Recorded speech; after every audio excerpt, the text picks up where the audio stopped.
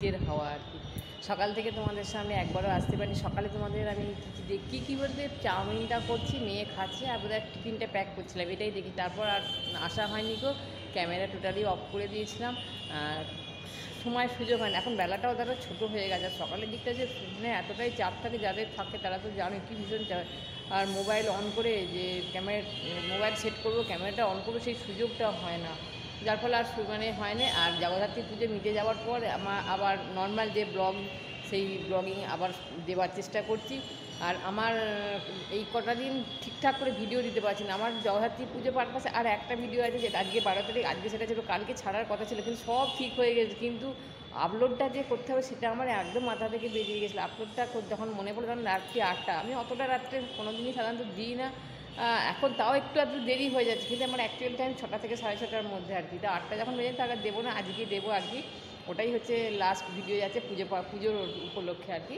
তারপর আর এবার normal video যাবে আর কি। তাই তোমাদের গুড আফটারনুন জানাই, কেন এখন হচ্ছে বেলা 12টা বেজে গেছে। এখন গুড আফটারনুন জানালে গুড মর্নিং আর হবে না।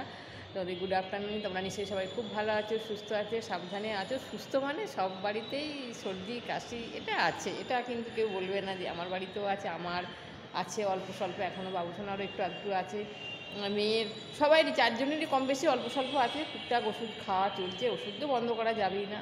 সেই নিয়ে যে ছাদে এসেছি জামা কাপড় মেলতে, স্নান করে যেগুলো আর সকালবেলা বেশ কিছু মেলে দিয়ে গেছিলাম, সেইগুলো মেলে দিলাম আর কি। তা ছাদে যখন ছাদ থেকেই তুলি ভিডিওটা অন করি আর কি, ক্যামেরাটাকে আর কি শুরু করে দিই আর কি, সেটাই শুরু করলাম। আর রান্না আজকে বিশেষ কিছু, খুব কালকের বেশ কিছু মানে বেঁচে গেছে, সেগুলো রয়েছে, অল্প স্বল্প করে রান্না করে এবার নিচে চলে যায়। কেন এখনও সেইভাবে মানে হচ্ছে না, ভিডিওটা নিয়মিত দিতে পারছি না, কারণ মেয়ের পরীক্ষা চলছে। পরীক্ষাটা ক্লাস টেস্ট চলছে, তবুও ধরো 9-এ পড়ছে তো।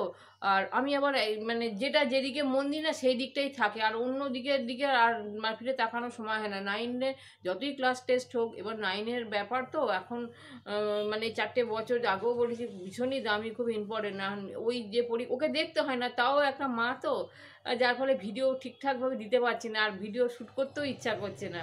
শীতকাল যখন এসেই গেছে, আমাদের শহরে তো অনেক কিছুই উৎসব অনুষ্ঠান লেগেই থাকে। আর এই উৎসব অনুষ্ঠানের কথা বলতে গেলে আমি তোমাদের কাছে একটা বার্তা দিতে চাইছি, যে এটা কিছু নয়, যে আমার এত বছর ধরে, 17 বছর ধরে আমি দেখছি চন্দননগরের পুজো, অনেক আগে থেকেই শুনে আসছি। কারণ চন্দননগরের জগদ্ধাত্রী পুজোর নাম হচ্ছে বিশ্ববিখ্যাত, এটা তো নতুন করে বলার কিছু নেই। তা আমিও সেইটা শুনে এসেছি, আর 17 বছর ধরে সামনে থেকে দেখছি। আমি একটা বলতে চাই যে চন্দননগরকে দেখে শেখা উচিত। এই কারণেই বলছি, দেখো চন্দননগরের তো পুজো, সব পুজোই কম বেশি হয়, কিন্তু জগদ্ধাত্রী পুজো হচ্ছে নাম্বার ওয়ান সবার কাছে। যেমন দুর্গা পুজো, আমাদের এখানে জগদ্ধাত্রী মাই হচ্ছে নাম্বার ওয়ান। এতটাই মানুষ ভালোবেসে এই পুজোটাকে অর্গানাইজ করে যে আমরা আনন্দ করি, সেটা তোমরা কাছ থেকে যারা এসেছো তারা বুঝতেই পারবে। এখানে দেখে শেখা উচিত। এই কারণেই বলছি, দেখো প্রথমে বলি চন্দননগরে যে পুজো, শুধু একটা আগে ছিল কি সবসময় যেটা বাস্তব, প্রথম লাইটিং, দেখো লাইটিংটা তো আছেই, এটা জগৎ বিখ্যাত।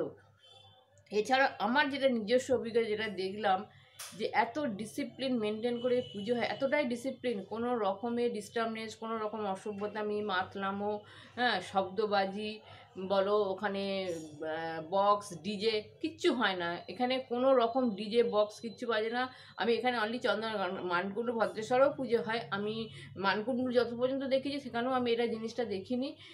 কিন্তু ভদ্রেশ্বরে একটা জায়গায় দেখেছি বিচ্ছিরিভাবে, মানে যথেষ্ট জোরে জোরে বাজছে। আমি বলতে পারবো না, সেটা আমি খুব একটা তো ওইদিকে যাই না। আমি চন্দননগরে বলছি, টোটাল চন্দননগরে কিন্তু এইরকম শব্দবাজি বলো, ডিজে বলো, বক্স কিচ্ছু বাজে না, কিচ্ছু না।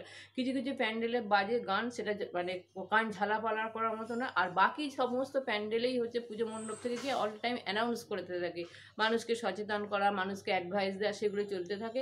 যারা আমার ইউটিউবার বন্ধুরা এসেছে তারা তো আমার সঙ্গে একমত হবেই। তো তোমরাও তো দেখেছো এখানে শব্দবাজি ডিজে কোনো রকম না, এমনকি ভাষাটাও তাই কিচ্ছু হয় না। অনলি এটুকু বাজে ঢাকের আওয়াজ, যেটা শুনতে সবারই ভালো লাগে, এছাড়া কিচ্ছু হয় না। এত বড় একটা অনুষ্ঠান এত সুন্দর অর্গানাইজ করে হয়, কোনো রকম মানে বেয়াদবি বা অসভ্যতা মিলে প্রচণ্ড ডিসিপ্লিন মেনটেন করে হয়।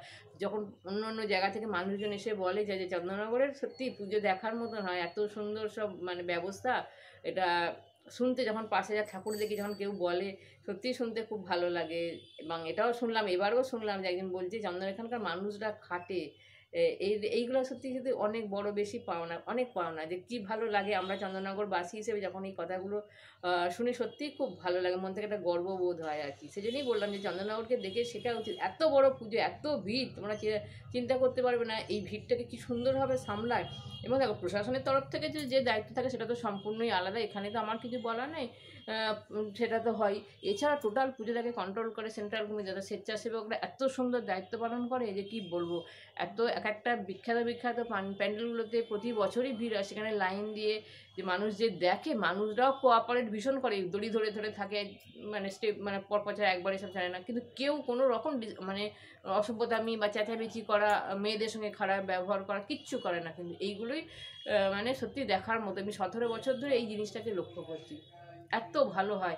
আর এই যে ভাসানও তাই, মানে প্রত্যেকটা যে ভাসান যে যাচ্ছে, যে প্রসেশন রাতের বেলা যে প্রসেশনগুলো হচ্ছে, প্রথম দিকেই যায় মায়ের, তো আগের ভিডিওতেই বলি যে মায়ের যে গাড়ি থাকে, মায়ের গাড়িটা পেছনে থাকে, সামনে একটা লরিতে সব লাইটিং সাজান, তার পেছনে থাকে। প্রত্যেকটা প্যান্ডেলে এভাবে, এবং কেউ কারোর ইচ্ছা মতো কিন্তু প্যান্ডেল থেকে ঠাকুর বের করতে পারে।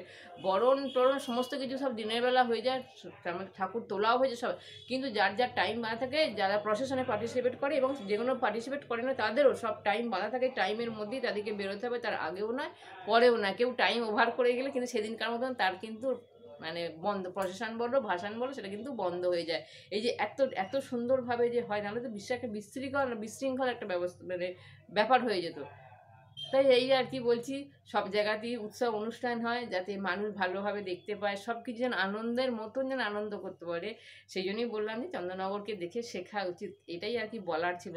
এবং আমার মনে হয় না যে আমি কোনো ভুল কথা বলেছি, আমার ইউটিউবার বন্ধুদের ওপরই ছেড়ে দিই, যারা ডিরেক্টলি এসে সামনে থেকে দেখেছো তাদের ওপরই আমি এই কথাটা, আমার এই কথাটা ছেড়ে দিলাম। দেখি তোমরা কি বলো, যারা নিজেরা ডাইরেক্ট এসে সামনে ঠাকুর দেখেছে। তাহলে আজকে তোমাদের কাছ থেকে বিদায় নিচ্ছি, অনেক বক বক বলেছি, আমার চন্দননগর শহরকে নিয়ে অনেক কথা বললাম, গর্ব করার মতনই কথা, সেজন্যই তোমাদের সাথে শেয়ার করলাম। তোমরা সবাই খুব ভালো থেকো, সুস্থ থেকো, তোমাদের সামনে দেখা হচ্ছে নতুন একটা ব্লগের সাথে। টাটা।